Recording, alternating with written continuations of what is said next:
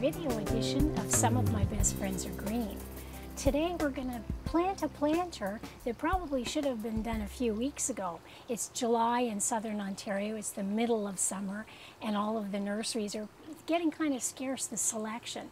So I thought to myself, okay, how can I do this, make it look gorgeous? I've got this fantastic urn that I bought last year, and I've got plants in my garden that I can dig up. I can divide some perennials, and I've got a whopping, $15 or $20 budget.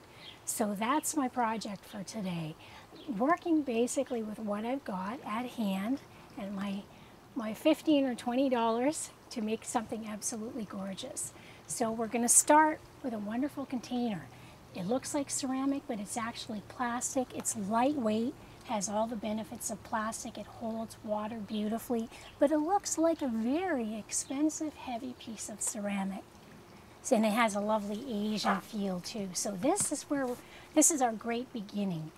And I did actually cheat and buy a couple plants. They followed me home from the Brantford Garden Club plant sale. I had to do my bit for the community, you know, and give back some of what they've given to me. So these are my new best friends that I got from the Brantford Garden Club. And we're going to show you how to plant this thing up for your front porch or your backyard or wherever you have space. Now here's something a little different. Somebody gifted me with about 3 dozen lovely tulip and paper white and narcissus and all kinds of crocus bulbs. So for an experiment, I planted probably 3 dozen bulbs in here at varying depths. I did a layer of bulbs from the largest to the smallest. So we've left enough space for those, and we're going to plant the perennials right on top. So this will be an experiment to see if they make it through our winter, which can be very harsh here in Canada. There's a beautiful layer of tulips in here, and I've added some compost from my composter, a little chunky, but this stuff is black gold. And we've got a really good quality potting mix in here as well, something light that holds the water nicely. So we're going to start with this fabulous looking plant. It's called Lysimachia punctata, Golden Alexander. This is beautiful. Now don't panic. I know if you hear the word loosestrife, it drains the color from a lot of people's faces, because back in the 80s and 90s there was a whole lot of hoopla about loosestrife that had escaped from people's gardens and gone rampant and taken over the swamps and the marshlands. But this is not the same loosestrife. This is a really lovely plant for full sun or partial shade, and everything we're going to plant together is going to be compatible for that, a broad range of lighting conditions. So Lysimachia, I think you just might very well be my new favorite plant.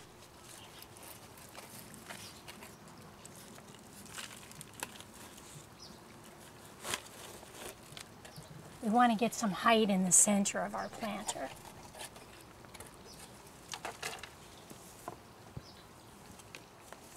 And the companion that I thought would be beautiful with this yellow-green is this stunning mauvey, bluey, purple Agastache funiculum, actually. It's commonly known as anise hyssop.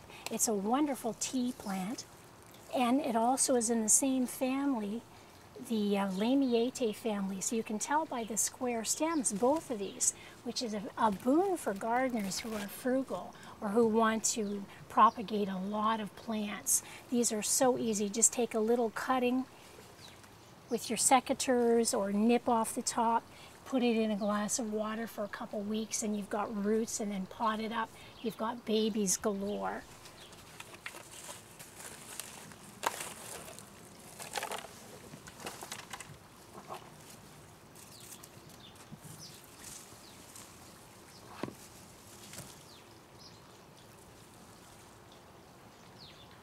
And I was absolutely ruthless. I'm afraid I woman-handled these guys. I yanked them out by the roots out of the garden.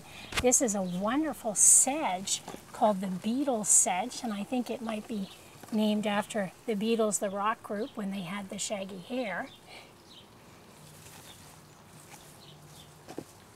So whoever told you that gardening is not a forgiving art was wrong. Trust me, the worst that can happen is one of these little guys might not make it.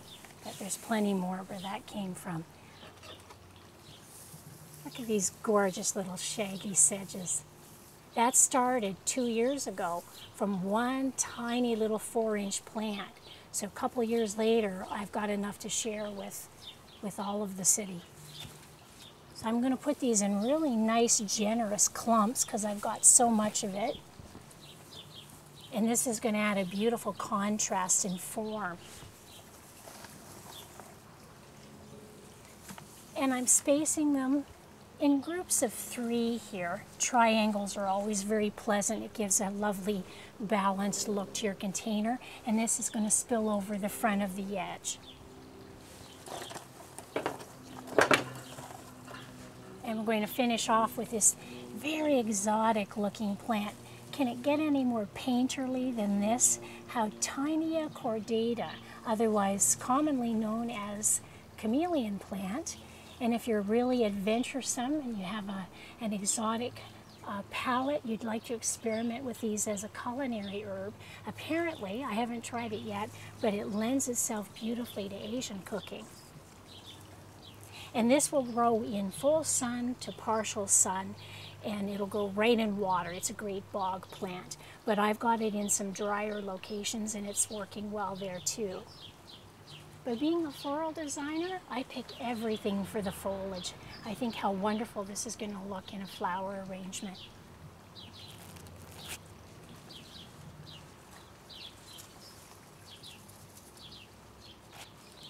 Now the fact that these are perennials, this will be an interesting experiment. I really don't know what's going to happen. Will they make it through the winter? Maybe, if we can find a nice sheltered spot in the garden. Otherwise, you can enjoy these for the summer, well into the fall, and just before you get some frost in the ground, if you want to save them, if you want to err on the side of caution, plant them out in your garden. Just to give a little height and drama, I got these wonderful bamboo color, exactly the same as the container. Got them at the dollar store, believe it or not. And I thought they just looked so Asian. They would really finish this thing off nicely.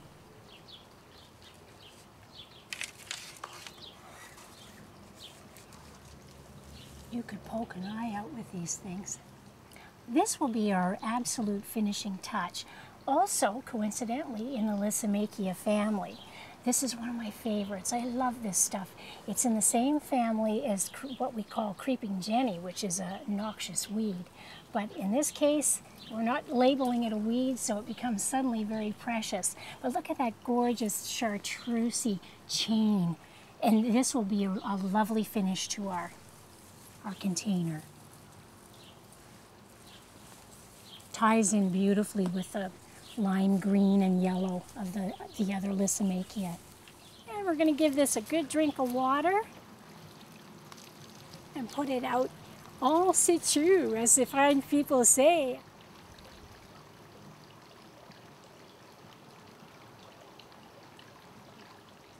Well, thanks for joining us today in our first episode on container gardening. We hope you found it fun and you can take away something that you can try in your own backyard.